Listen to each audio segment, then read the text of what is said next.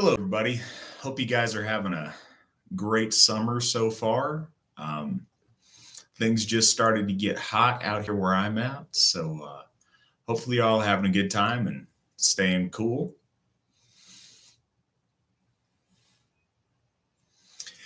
So, to start off tonight, I just want to put out a plug. It's getting very, very close here in about 9 days. We're going to celebrate Midsummer at Odenshof. Midsummer is typically our biggest event of the year in the AFA. It's kind of our flagship national event.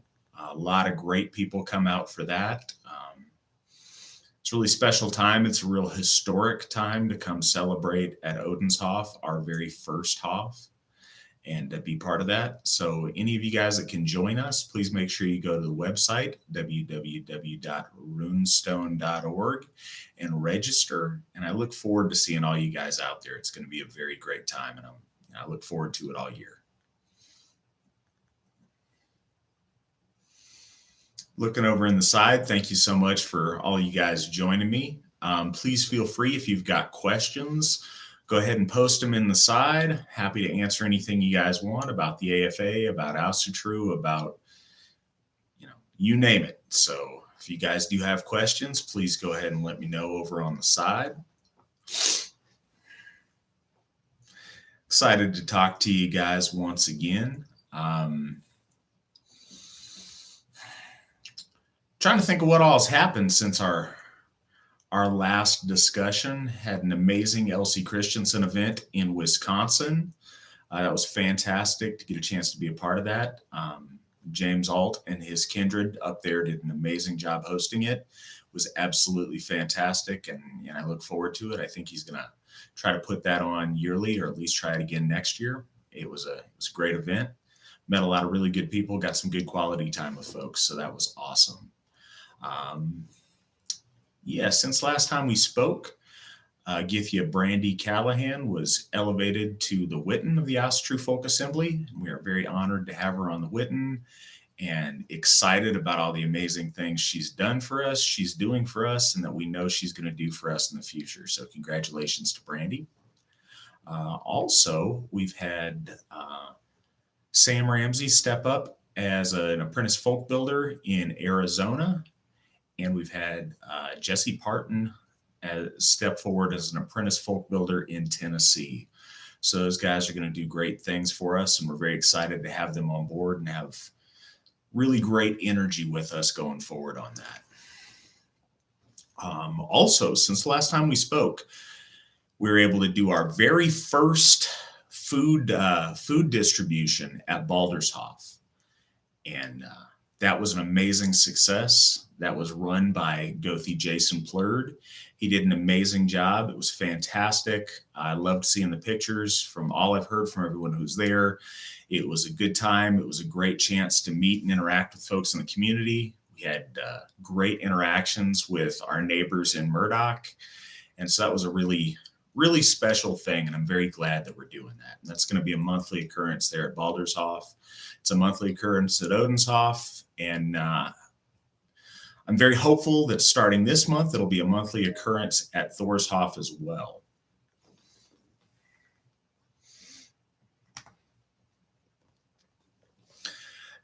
Tonight, I'm going to have to make sure this one ends promptly at 7 because I do have my Witten call this evening. We got a lot of exciting things to discuss for kind of the coming planning year.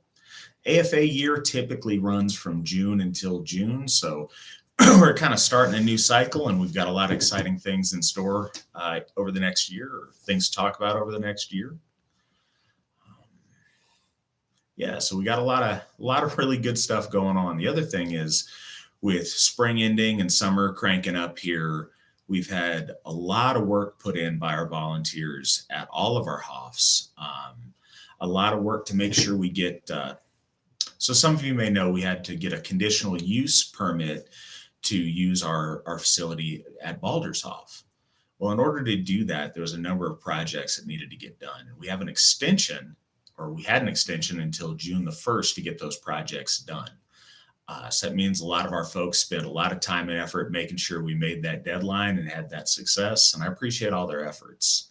We've had a lot of our folks here in the AFA Odenshof region go out to the Hof and work on the grounds, work on the Hof itself, put in effort to make sure that we're at our best for hosting Midsummer here in about a month or about a week and a half.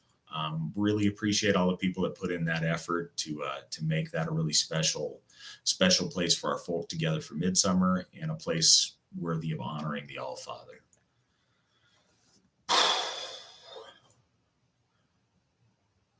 Okay. We got somebody asking on an update on the fourth Hof.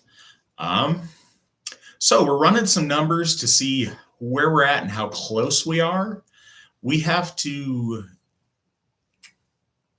We're doing very well, and you guys have been extremely generous. We got some projects we need to get in order here to financially be in a place to go ahead and make the fourth Hof happen. The fourth Hof is going to be Njord's Hof, to honor the great God of the benevolent sea of fishing and of fair waters and of abundance and prosperity. And we want to honor him with an amazing Hof. We're looking at locations right now that would be suitable. Before that happens, we need to pay off the loan that was involved to get the Thorshof and Baldershof, and we're getting very close to paying that off. We also need to build a war chest to be able to put down a down payment on Njord's Hof. And we need to secure our back end finances enough to make sure we've got really good footing to not only get the Hof, but to maintain it and take care of, any and all repairs that need to happen. So that's where we're at with Hof number 4 right now. I'm excited about it. I want to really start up fundraising for making that happen here around Midsummer. And that's something I want to really try to get as close to as we can, because I'm very excited, and I know you guys are, to get an amazing Hof to honor Njord.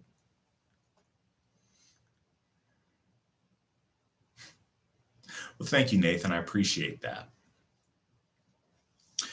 So what kind of questions do we got this evening? What do you guys want to hear about? What would you guys want to know a little bit more about? Anything I can answer, or anything I can, help make a little bit clearer for anybody?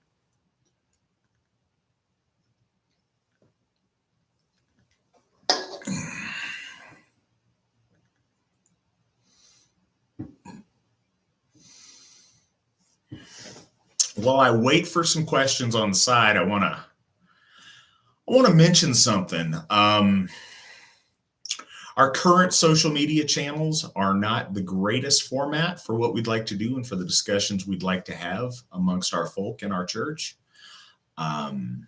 We have a lot of discussion going on Telegram. I really appreciate all of the enthusiasm and all of our wonderful people that want to have steady conversation on those Telegram groups. It's great to see that they're lively and that they're, energetic, and we have a lot of good stuff going on. One thing that I want us all to be really mindful of and guard against, and I've seen this happen a lot, and this is nothing new, but I think Telegram lends itself to it a little bit more than some of our previous social media platforms.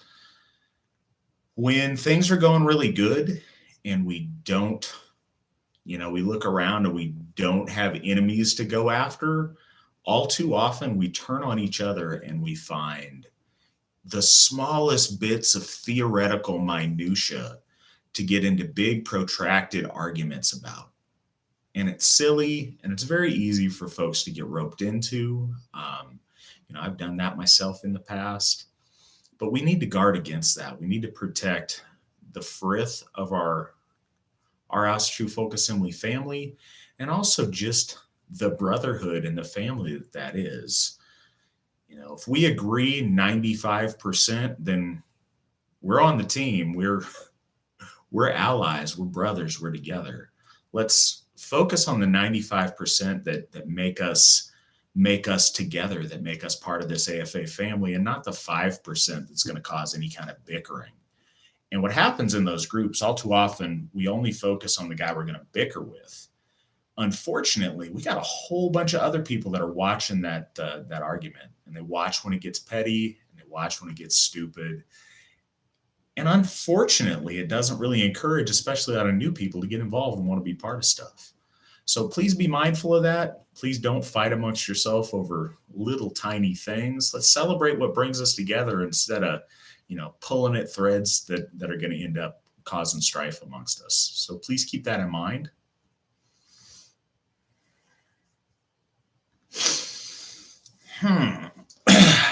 All right, we got somebody wondering how to attract more folks in their area, and they are asking this from Southern Idaho. That's different because it's a different answer depending on where you're at and what resources you have available. Not sure what you got available to you in Southern Idaho.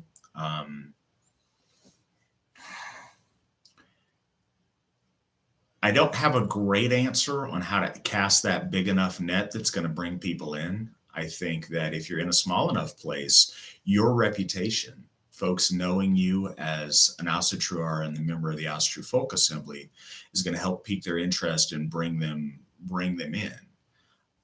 I would say wear your hammer out publicly and engage people in conversation when they ask about it. The answer that I have that's I think I do have something a little bit better to offer on is what to do once you have somebody interested. Make real sure that when you set up an event, it suits the people that you want to have at it. If it's, a bunch of single guys, maybe going to a bar is just fine. But if it's families, maybe you want to make sure you have it at a place that's family friendly. Maybe you want it at a park. Maybe you want it at some place that people feel comfortable bringing their families to. Think about that when you're doing it. Also think about who you have coming to it. If you know, a certain demographic of folks that you have are a little bit rowdier, maybe introduce the families to some of your female members and some of your calmer members. Maybe work on those dynamics of who you have in the group, because what you want to do is structure your group around what you want that's going to be most healthy for the growth of our AFA family. You want that to outnumber the people that aren't quite there yet. Because if you get more of the folks that aren't quite there yet, and you get the folks that you really want, these folks tend to push these folks away.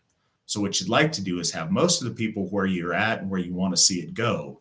And these outliers over here, they can see this, and then they can decide to want to become part of this. The group, I suppose peer pressure sounds like a dirty word, but in this case, wanting to conform to the way the group is going to bring these people in, instead of having a lot of folks that aren't quite there yet, making the people that are there uncomfortable. So think about that dynamic when you get those people together. I found that's helpful during my time as a folk builder.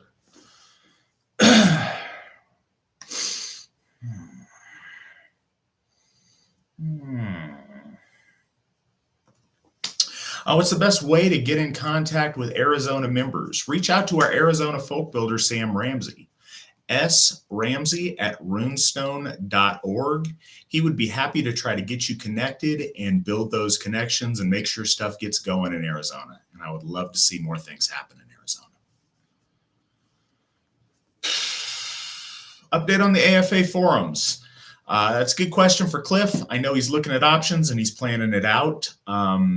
It's a time-consuming process. He's doing that all himself.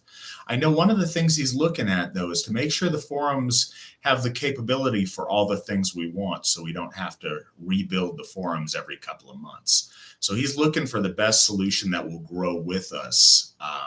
So I know that he's actively looking for that and doing the best he can.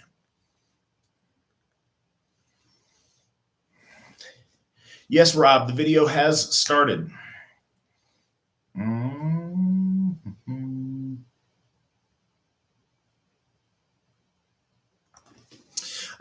Jared asks, is somebody just discovering Asatru, where's the best place to get an overall understanding of the lore and the mythology? It depends, because there's no one-stop answer. There's a lot of things that can help you distill it. I think the nature of our lore is often fragmentary, and so it's not like a one size fits all, everything's perfectly aligned. We don't have one holy book like the Bible. We have many different pieces of lore from different places and different time periods. I would suggest that you read the prose and poetic Eddas. But in doing so, you really need a context to be able to fold that into and a lens to see it through. So I would encourage you to simultaneously take a look at The Culture of the Teutons by Wilhelm Grunbeck. And I think that those together will give you a good understanding of the basics of the mythology. But as soon as you can, I would encourage you to see how that's practiced in a modern context, to be in contact with your local AFA folk builder, and to ask questions to your local AFA Gothi or Githia. And I think that, those three pieces combined are going to give you the best overview of what Asatru is, what that mythology is, and how it connects in a real and practical way in 2021.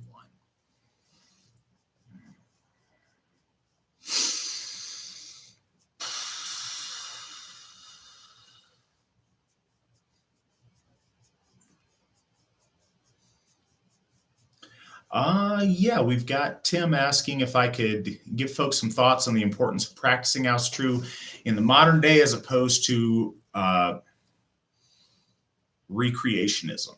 So, and I think that a lot of us go through this stage. I know that this was, a stage I went through. I know that in a bigger sense, it was a stage the AFA went through. There's a tendency when we discover Asatru to celebrate all things ancient and to idealize bygone periods. Very often that's the Viking Age. And those things are super cool. Don't let anybody tell you that Matt said Vikings aren't cool. Vikings are awesome, but we're not Vikings. And Vikings aren't the be-all, end-all of our faith. Asatru and greater Aryan religiosity goes back to our birth as a people. It goes back at least into the glacial period. The sacred sites in Scandinavia aren't from the Viking Age. Most of the sacred sites are from the Neolithic period. Our faith spanned literally, hunters and gatherers killing mammoths to the present day and is going to span well into the future. And so relegating in our mind that to a certain time period or a certain costuming to look like people of the Viking Age, it sounds like it may be more fun and may connect you, but what it really does is it disconnects you from reality in the world that you live in. And it subconsciously makes you associate what we do with a bygone age instead of what we're doing right now. Living Asatru, believing in our faith and living it, making it relevant to your existence in 2021 and to your children's future, that's the key to this being an actual religion and an actual faith, which it is, in which it's been practiced now for almost 55 years in the modern period by devout religious people that have found meaning and value in their modern current lives. So being aware of that's really important. It's important to acknowledge the past, but to spend so much time revering crumbling and decaying relics of times gone by is a disservice to the amazing things that we're building right now. Being part of what we're doing is exciting. We have an opportunity now that one day in the future, people are going to have a similar nostalgia to looking back upon and seeing the golden age of the AFA's becoming and growing. And you get to be part of that. We all get to share and be in part of that together. And that's one of the most significant things we can do. One thing that I've often said in the last couple of years, especially as I've had my daughter, and all of us with children 5 years old or less, those children will never know a world without temples to our gods in it. And that's amazing, especially coming from somebody who found Asatru 20 years ago. The idea of us having a Hof was a distant dream. Now we have a generation of children that will never know a world where we don't have temples to the gods. And that's a special thing that we all get to be part of. So take advantage of that. Be part of what we're doing.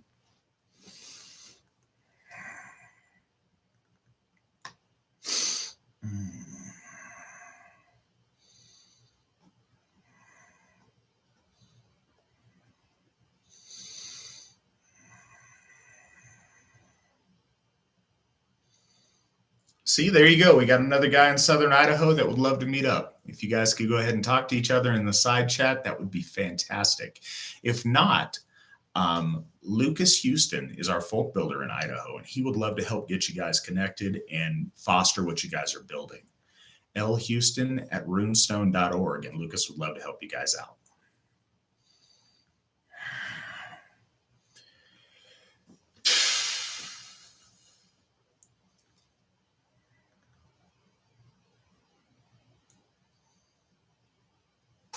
Okay, we've got Gothi Plurd asking the importance that I place on folks using their real names and their real identities.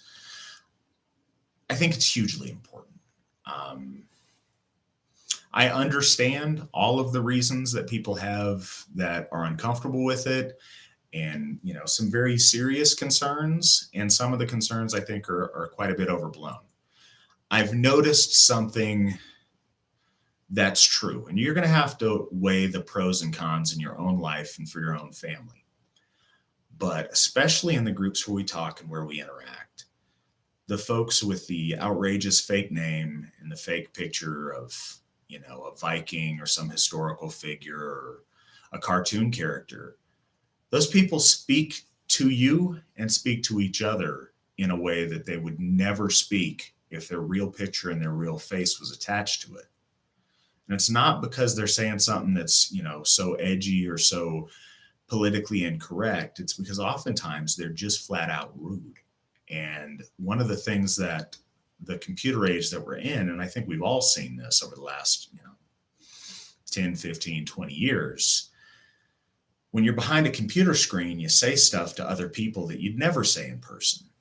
And oftentimes when we say that, you're like, yeah, say that to my face. And, that's not it. It's not of a fear of violent reprisal. It's just basic human decency. When you say something to another person, looking them in the face, and you see in their eyes the effect that your words and your demeanor have on them, it's an entirely different thing. So we want more of that kind of interaction that you do when you know someone, that's open-handed, that you raise the visor on your helmet and people can see each other face to face.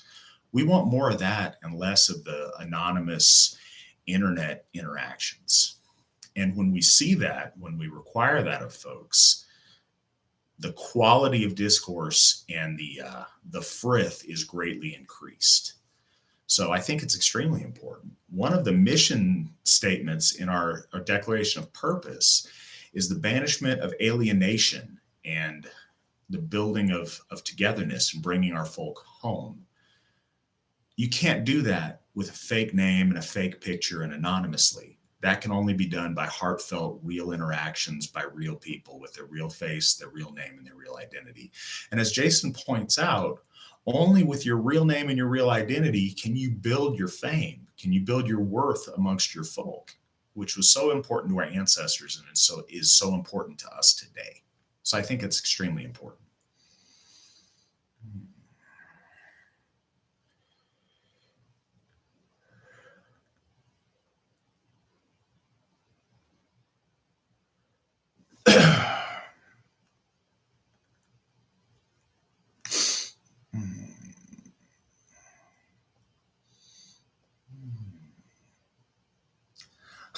Sorry, guys, I'm reading over in the side and I want to make sure I get to all of your great questions. So I don't mean for there to be dead air. I'm just reading on the side and seeing what folks are asking. What would be the best way to bring someone from a universalist mindset towards the Asatru Folk Assembly?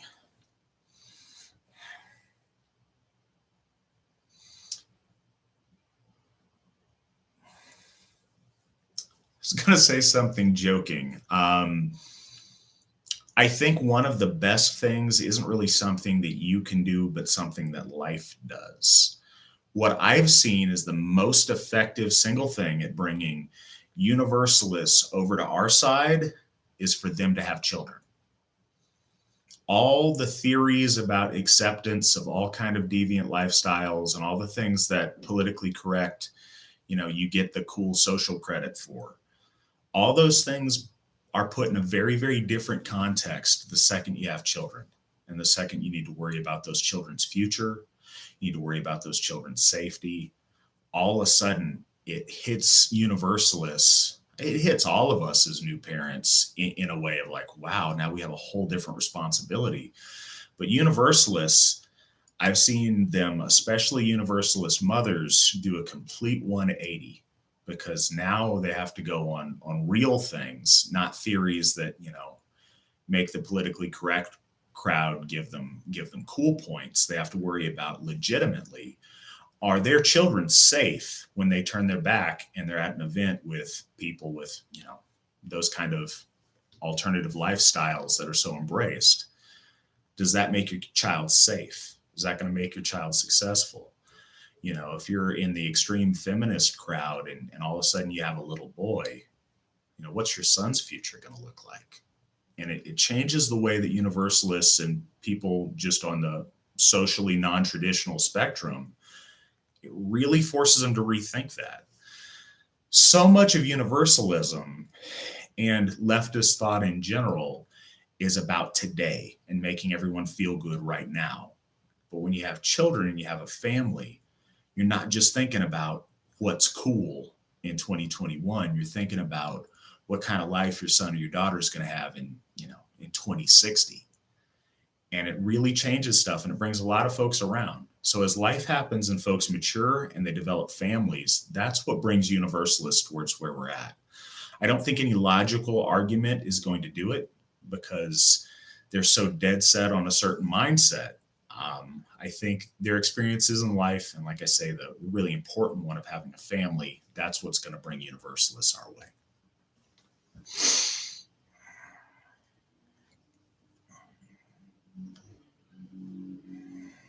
Does the AFA have any kindreds in Oregon that we know of?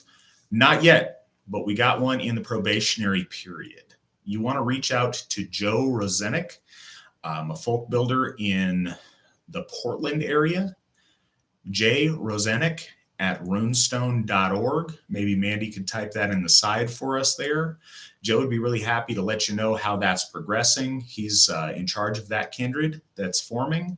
So he'll be able to give you the rundown on what's going on there. And he'd be very happy to make contact with you.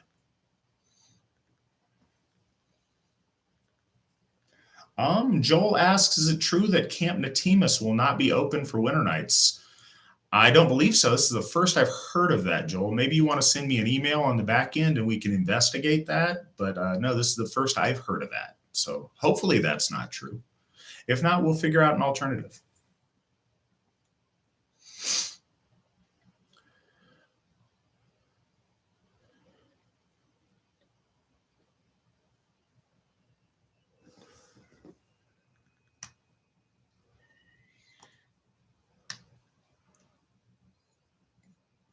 Thanks, Mandy. The link for Joe's email address is up on the side. Still checking it out over on the side, seeing all the questions. I appreciate so much participation tonight.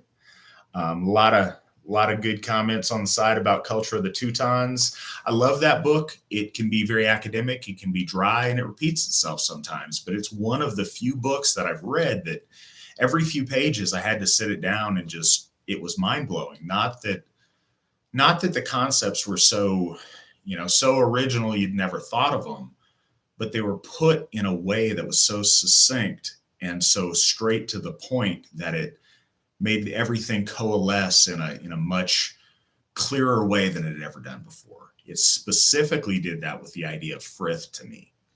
It explained frith in a way I'd never heard before, and that has made all the difference to me ever since.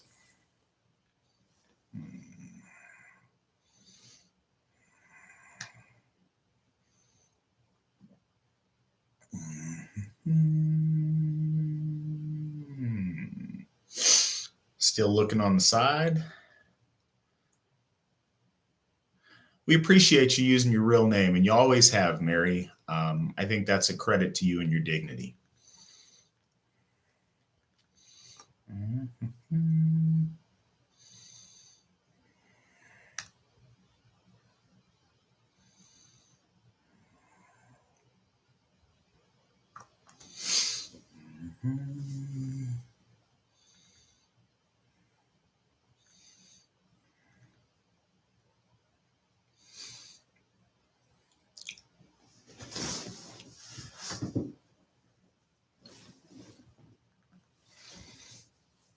All right, we got folks asking again about Midsummer. I started off the show talking about it, but I will gladly talk about it again here. Not this weekend, but the following weekend is Midsummer at Odenshof, biggest event of the AFA year, typically, our longest running national event. Um, it's going to be spectacular. Last year's was the highest attendance we'd ever had in an AFA event. We're so proud of Odenshof, our very first Hof. Our folks out at Odenshof have put in a lot of effort to make it really special for you guys this year. I'm looking forward to it. It's going to be a great time. And if you guys want to sign up, please make sure you register at www.runestone.org so that we know how many people are coming, so that we can make sure we have enough food and enough seating and enough things figured out. So please do let us know in advance, and we would love to see you guys there. Something else to let y'all know about, homeschooling. The AFA has taken the first baby steps. Please don't expect more than is there, but we're taking our first baby steps into consolidating and organizing. We would like to build a homeschool program for the Ostriich Folk Assembly. Our first steps are figuring out resources and requirements to help parents with the homeschooling process. One of our biggest things that we acknowledge about homeschooling, and parents, you guys are going to make your best decision on what you want to do with your kids' education and what you're able to do and what your family's, economic reality is to do that.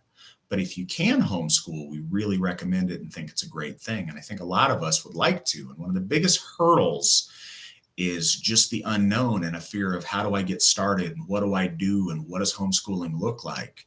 And so we're trying to gather resources to make that easier on parents, to where they know what to expect, to where they have resources, to where they have networking, and to where we can help hold our folks' hands all the way through the homeschooling process, so that if we're able to, we can raise our kids and educate them in a healthy, beneficial environment, so where they grow up to be the men and women we want them to be.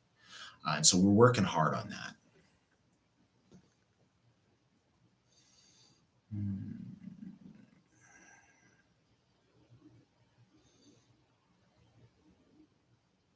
No, Joel, you raise a good point, and that is a concern with all of the various reactions to COVID-19 and the lockdowns and things. The business impact on Camp Natis is what we're worried about maybe has affected them on not being able to have us.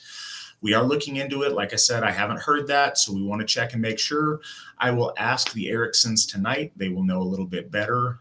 But yeah, that's the only concern. Camp Natis has been fantastic to the AFA. They know who we are, and they've dealt with us for many years now, and we have a very good relationship with them. So hopefully their business is staying afloat through the really hard economic times, especially for camps like that.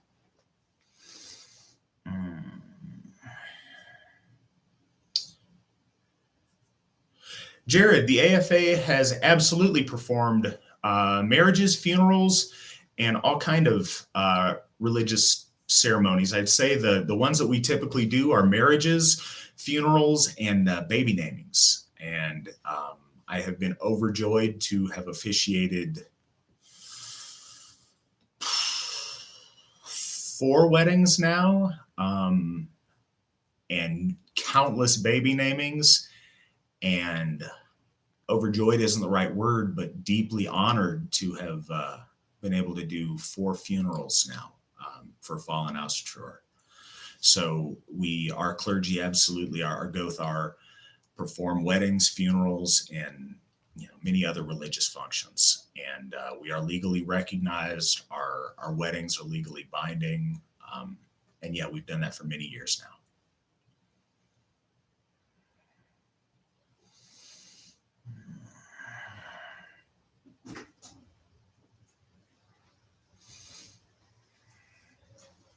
Uh-oh.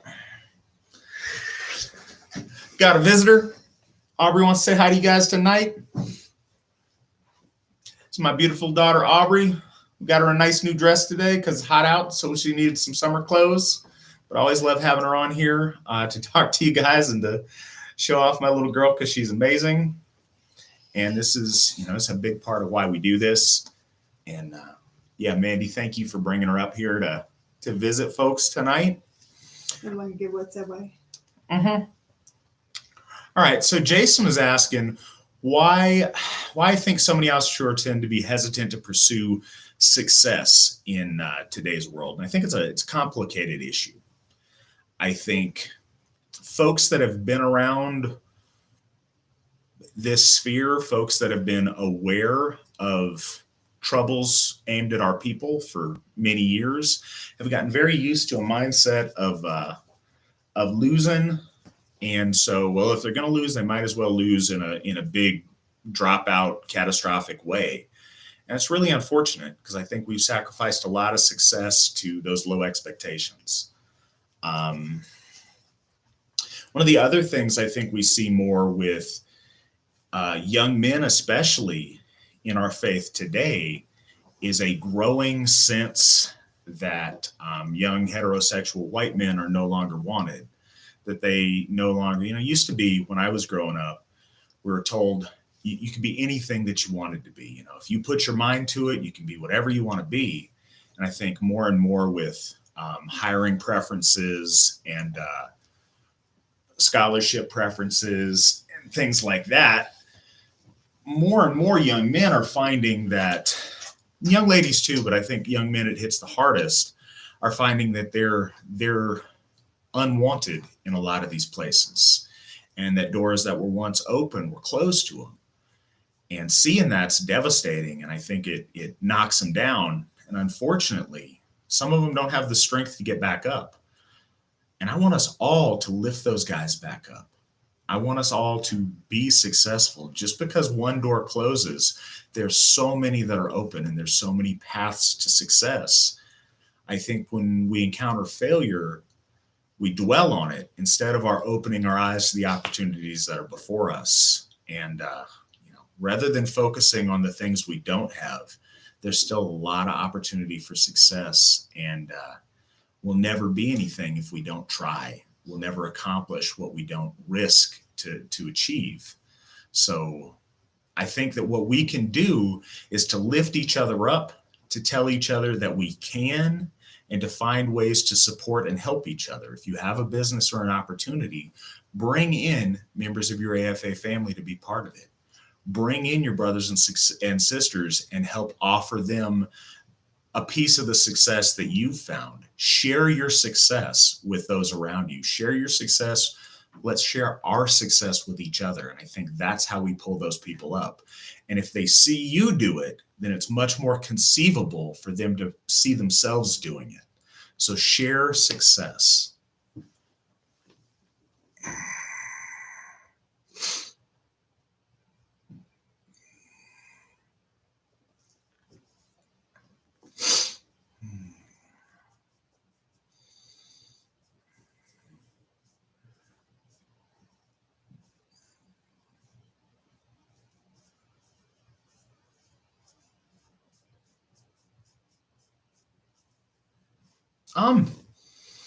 Jason, I'm going to disagree. I think that it does take wealth to have a lot of success. And I think you can define wealth differently. I don't think wealth is just dollar bills, but a lot of it is. We may not like it, but money is necessary in the world that we live in. And we shouldn't be afraid of it or treat it like a bad thing. And we shouldn't be made uncomfortable or dislike money if we find ourselves in a spot where we don't have it. In the world that we live in, currency matters, and it's how you buy the things that you need to be successful, and it's how you provide the life for yourself and your family that you want. I know that may not be optimal, and we may not like that, but it's still very true, and truth is one of our virtues. I think that as long as we tell ourselves that money is not important, that leads to that situation of failure. I think that wealth and abundance has always been extremely important to our ancestors. I think it's extremely important to us now. And I don't think it's just about stockpiling cash, but it's about what you can buy and what you can do with it. You can use that to provide a better life for you and your family. You can use that to support fellow Austrachur that are down on their luck. If you have an abundance of it, you can use it to, help us get Njordshof. You can use it to contribute to things that matter to you. Currency is important, and I think we're doing ourselves a disservice when we act as though it's not, or when we tell ourselves it's not, because the reality is it's very important. The AFA does, our members do interact and worship land spirits and house spirits. Very often that's done in a private way on people's property, in their home or in their yard or on the land that they have. We often honor them. I know that we honor the land spirits on the Hof land that we have at all three of our Hofs. One of the important things to us is to get to know the history of the land those Hofs are on, not just since we've had it, but to know a little bit about the place and where it comes from and what it's been through, because the spirits of the land are very important, and we occupy space with them, and we want to have a good relationship with them.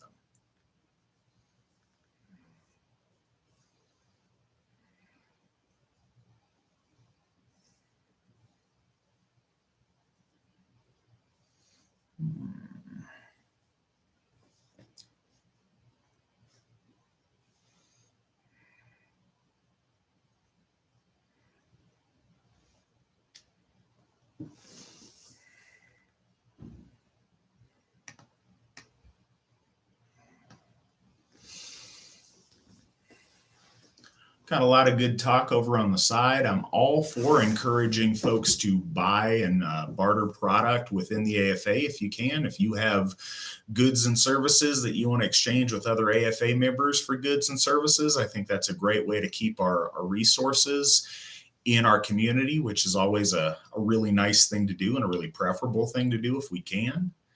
Mary mentions that we have a lot of skilled tradesmen in the Austria Folk Assembly. Unfortunately, that kind of relies on proximity, but the AFA is spread all across the United States and in many countries around the world.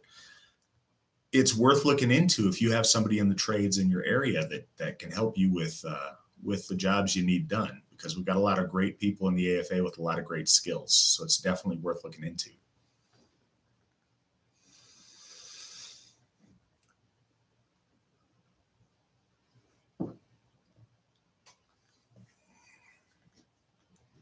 What else do we got this evening? What else would folks like to have answered? Or I guess would folks like to hear me talk about? I know we got a lot of stuff going on. Summertime, we got a lot of busy people. We have a pretty good ongoing conversation on the side about wealth and about money. And you're right, Jason, money does come and go, and success is more permanent than that. But that said, and there's many verses in the Have 'em All in our lore about being able to own your own home, being able to not have to beg for your next meal, being able to have things, even if it's humble. Financial success sets you up for bigger successes in your life. Because of lack of financial success, we've seen all those, things that we value much more than money. We've seen a lot of those go by the wayside. One of the leading causes of divorce in the United States is money. Economic times get tough. People can't afford things. People start going without. And whether we like it or we don't, it breaks up families. So many people have had to give their children up for adoption because they didn't have the means to support them. Financial success builds a foundation that we can build all those other much more important successes on. But if we don't have the ability to provide for those basic needs with finances, all those other things, we find all of a sudden they're out of our grasp. Yeah, it's unfortunate, but financial success is extremely important. And we do ourselves an extreme disservice when we act like it's not.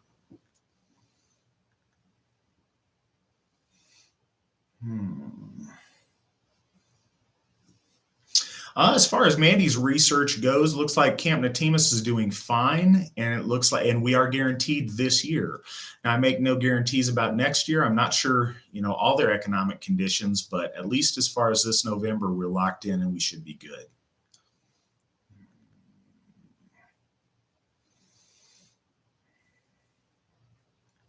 Yes, Crystal, there are O-things and presentations planned for Midsummer.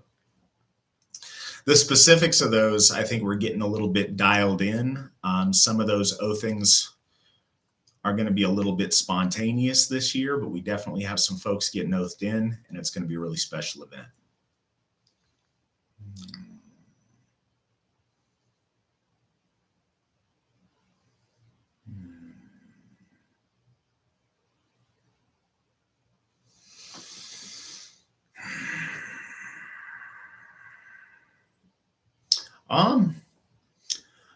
I hope I'm understanding the question on the side about Dr. Flowers and his works. Can you elaborate a little bit more? I think we got James over there. What exactly are you asking about Dr. Flowers' works?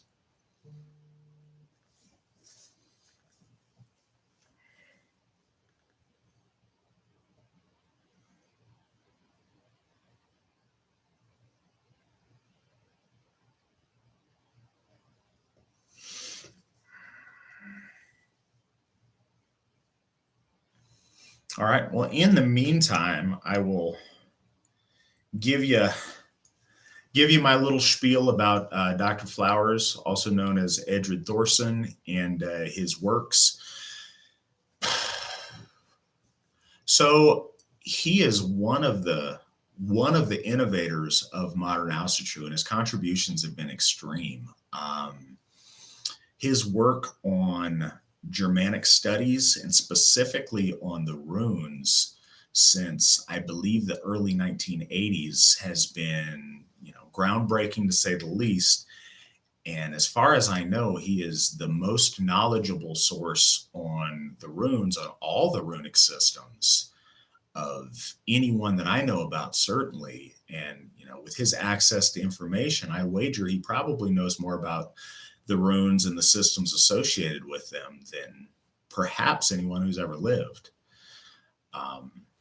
He's certainly a controversial man. He has lived a very interesting life. If anybody is curious, the history of the Rune Guild is a very honest, brief autobiography of Stephen Flowers, Dr. Stephen Flowers.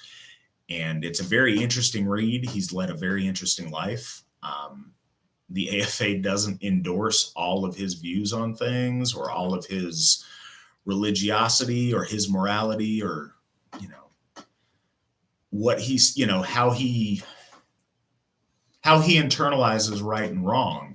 That's not to condemn the man, but it is to say that his way of doing things and his way of living is certainly different than ours, or what we would endorse. But his knowledge on the runes and on runic magic is untouchable. It is the best that's available out there, and we do ourselves a disservice if we're not willing to take a look at that and learn from the work that he's put in. Some of his books that I think are the most important, and I hope you guys take a look at. Futhark is always the go-to one. It's ironic because he looks back on that as one of his earlier works as something he's not particularly proud of, and he thinks he's done much better things. But Futhark is certainly fundamental to a lot of things. Rune Might is another good book that talks about operative runology. Alu talks again about the runes. It talks a little bit more about the Anglo-Saxon Futhark, and it talks a little bit more about practice and things that you can do with it in a magical context. And I think that's really important. I also really like his Mysteries of the Goths. You don't hear about it a lot, but it was very, very informative to me. It talks about a subject of our lore that's often overlooked, and I think that's a very good book if you can find it. So those are my favorite things that Dr. Flowers has written. Again, the guy's not a saint. I'm not telling you guys you need to go out and live like Dr. Flowers, and you don't need to follow all of his rather eccentric esoterics. But those things are very valuable. And his Nine Doors of Midgard is a very valuable book as well. I learned a lot from that. I think we're all better off if we, go through that book and take the things of value from it.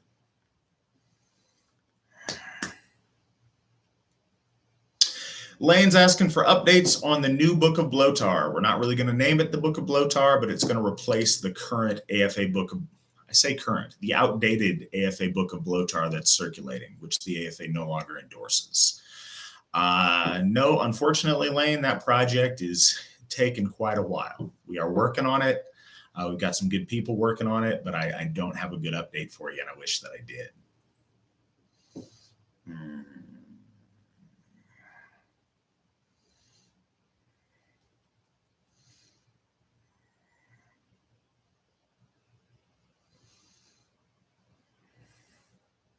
All right, last couple of things, and I do have to go here shortly for my Witten meeting. Jason's asking about what I think the importance of diet, exercise, and basically physical health is to your soul complex and to your practice as an Aussertruer. It's extremely important. I talked to Steve McNallen a number of years ago about this, and we both agreed that issues of being in shape have huge spiritual relevance. And everybody's got all different degrees of where their starting point is, or maybe even where their genetic, what they can and can't accomplish. But I think to all of us, we should be better a month from now than we are now. Should be a little bit stronger, a little bit faster, a little bit leaner, a little bit, more muscular, a little bit better physically at whatever we're trying to do. And I think we can always make improvements. One of the keys to our faith is that it's a holistic faith. The idea of wholeness and completeness is at the very root of holy and the things that we find sacred. And to be a complete man or woman, having that physical health intact is a huge reflection of that. And your degree of how in shape you are is a powerful testament to your willpower, to your determination, to your discipline. Those things are extremely important. I think that also how we are in shape affects how others see us. It affects our fame and it affects our presence when we're amongst people and how they perceive us. And I think that we owe it to ourselves, to our AFA family, and to our actual family, to our ancestors. We owe it to the gods to be the best version of ourselves we can. And being in good shape is a huge part of that. So it's always been important to me. It's important to the Astro Folk Assembly to see all of our people be in as good a shape as they can. It's healthy. It keeps you free from a lot of... So many of our people suffer from problems that come directly with obesity. And that's a shame. And that's something that's very, in the scheme of things, easily fixable. Easy in the sense that we can identify what's wrong and how to fix it. And the steps to do it are logical and make sense. The willpower to do it is another story, and that can be very difficult. But the most we can do to keep ourselves from obesity, to help our fellows bring themselves out of obesity, and then not only to not be obese, but to try to achieve our goals physically and athletically, those are the hallmarks of things that our ancestors certainly used to notice as marks of nobility. You see that a lot in Greek and Roman culture. You certainly see that in Germanic history and culture. The ability to do, to achieve, and to excel at sports and competition was a way of testing that and encouraging it. So physical excellence is extremely important. And I hope that we all do our best to be a little bit better tomorrow than we are today.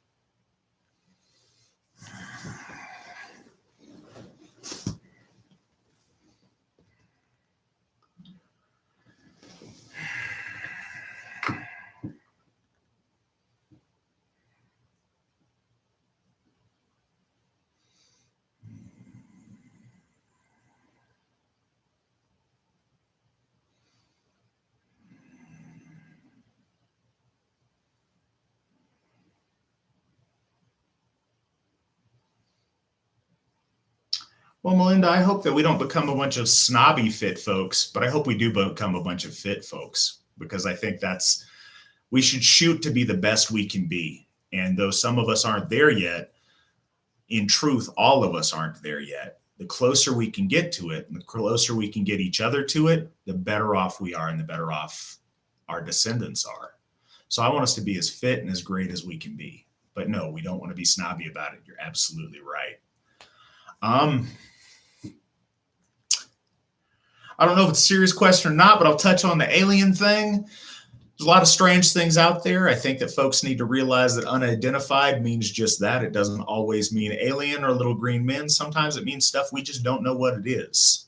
I am aware that there's been some recent things with the Navy and some disclosure stuff about UFOs. That's fascinating. I don't have any huge position on it. I think most people, if you ask them if aliens exist somewhere in the universe, they will say yes. If you ask if they currently visit us and, come around and bother people and abduct people, they would say no. I think there's probably some in between there, but I have no position on aliens. Another thing a little bit, and I hope that I understand the question. Could I talk a little bit about the divine intervention in our natural world and how that contrasts with Judeo-Christian philosophy? I don't know if this gets to it or not. If it doesn't, I apologize. I hope it gets a little bit closer. One of the biggest ways that the divine interact with the world around us is through synchronicities. Through spiraling levels of coincidence that are beyond reasonable probabilities. I have found in my own life, in the life of the AFA, in the life of other people, the more following the Rhytho rune of right action in the right time, the more they get their lives right before the gods, the better things start happening. The more opportunity presents itself to them, the more things subtly begin to go right for them, and they become in the flow of nature and in the flow of good and right action around them. The more we deviate from that, the more we become disconnected from that flow, and the harder things are. I believe there's all kinds of ways that the gods, our ancestors, and the spirits around us interact to make little things happen in life better than they would normally, or different than they would normally. And I think we tap into that when we become spiritually potent ourselves. And I think we tap into that when we develop a better relationship with the divine. And I think one way we do that is being part of the AFA. I think together, our collective work that we do for the ICER yields syncretic benefits. I've seen that in my life. I know that to be true. And a lot of people who've been in the AFA for a long time have noticed that to be true in their lives as well. So I think synchronicity is the most potent way, or the most common way that the divine interact within the world around us. I hope that gets to what you're asking.